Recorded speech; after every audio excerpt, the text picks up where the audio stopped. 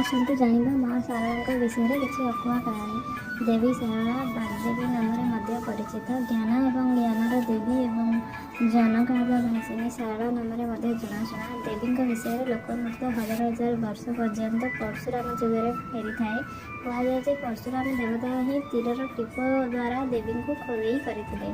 ତେଣୁ ଏହି ସ୍ଥାନ ଉଚ୍ଚ ହିଷ୍ଟୋରିକାଲ ଗୁରୁତ୍ୱପୂର୍ଣ୍ଣ ଅଟେ। ଯେହେତୁ ପରଶୁରାମ ସଂସ୍କୃତି ପୁରାଣର ଏକ କେନ୍ଦ୍ର ଭାବରେ ବର୍ଣ୍ଣନା କରାଯାଇଛି ଯେ ଭଗବାନ ବିଷ୍ଣୁଙ୍କ ଷଷ୍ଠ ଅବତାର ପରଶୁରାମ ଦେବତାଙ୍କୁ ତାଙ୍କ ତୀର ଦ୍ୱାରା ଖୋଦିତ କରିଥିଲେ ଏବଂ ଜ୍ଞାନ ଏବଂ ଶକ୍ତି ପାଇଁ ତାଙ୍କୁ ପୂଜା କରୁଥିଲେ।